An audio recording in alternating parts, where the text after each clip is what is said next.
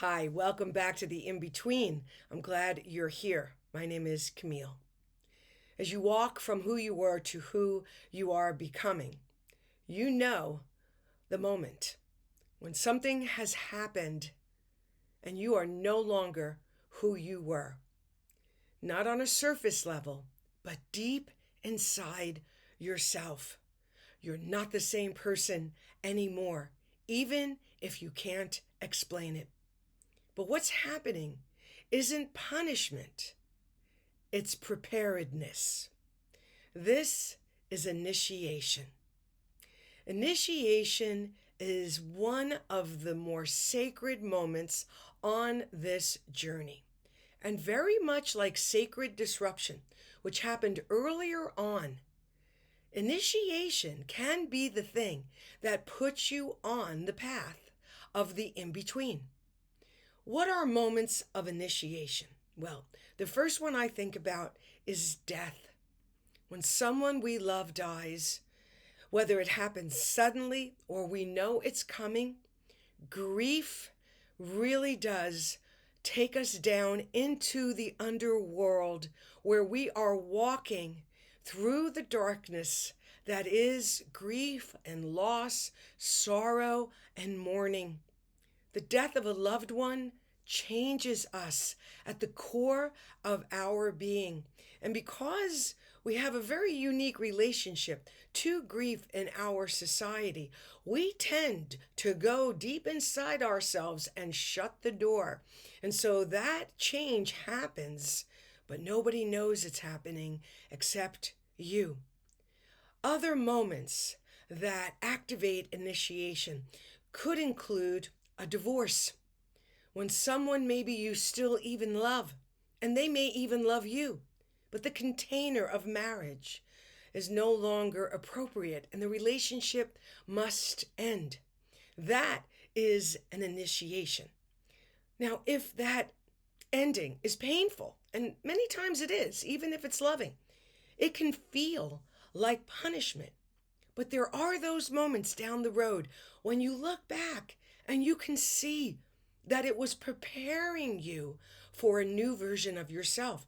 It was preparing you for a new life and maybe even a new relationship that better matches who it is that you're becoming. Because oftentimes, if our partners don't change with us, there are those moments when we have to be honest about whether or not the relationship can continue, because you'll either go on without them and stay in the relationship, or you won't change and you'll stop your growth to stay matched with where they are, or you'll have a moment of initiation when you'll ask for the relationship to come to an end.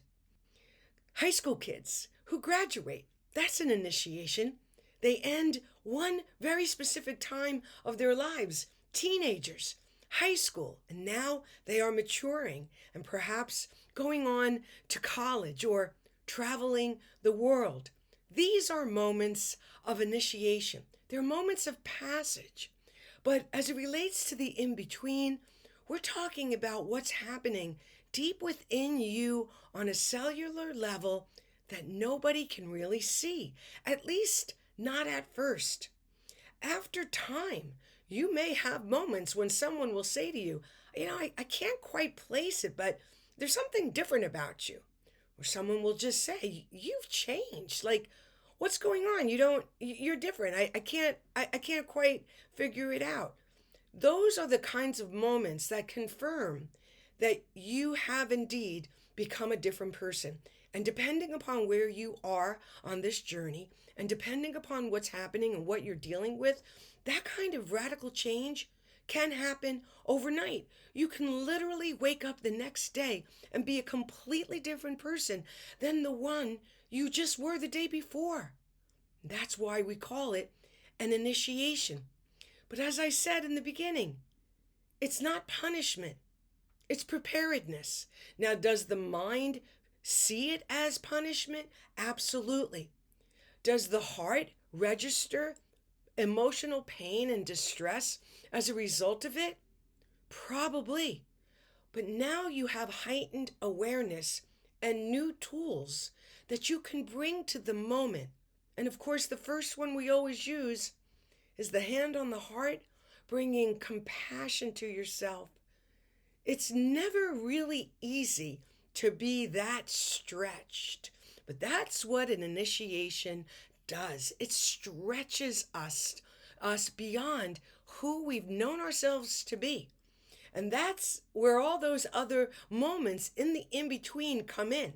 That's where the inner landscape videos are very helpful, because if you are in an initiation, if you are no longer who you just were yesterday, if you feel like you're being punished, but there's a part of you that also knows that you're being prepared for a new life, a new relationship, a new version of yourself, then this unseen force is giving you the opportunity to approach this from a very different point of view.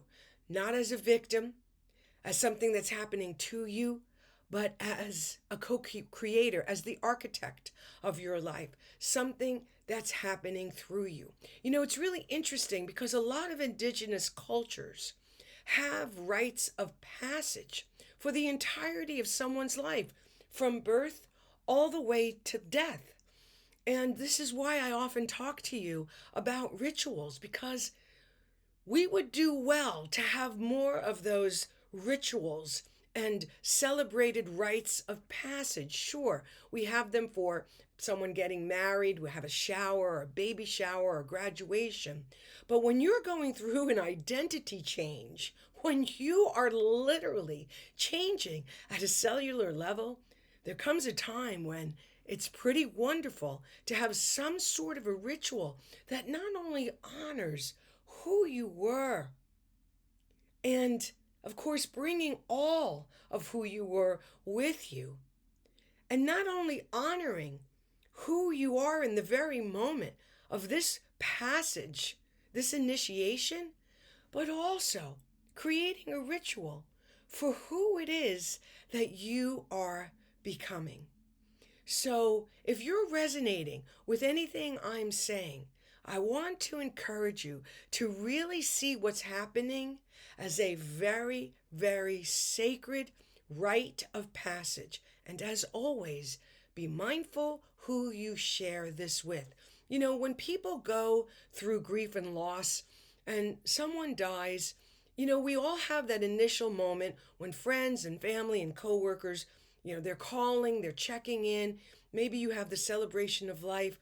But soon after that, as often is the case, because life goes on, people move on. And that's the moment when that initiation really begins, where you go down into the underworld and you start sorting and you start becoming a different version of yourself. So whatever it is that is causing this initiation, this rite of passage, I hope that this new way of seeing it, not as a punishment, but as preparedness, puts you in a very different relationship with it, allows you to see the sacredness of what's happening, allows you to bring reverence, compassion, and respect to what it is you're going through, and helps you find rituals along the way that honors externally what is happening in a very deep way at the core of your being. Thanks so much for watching. Take really good care of yourself.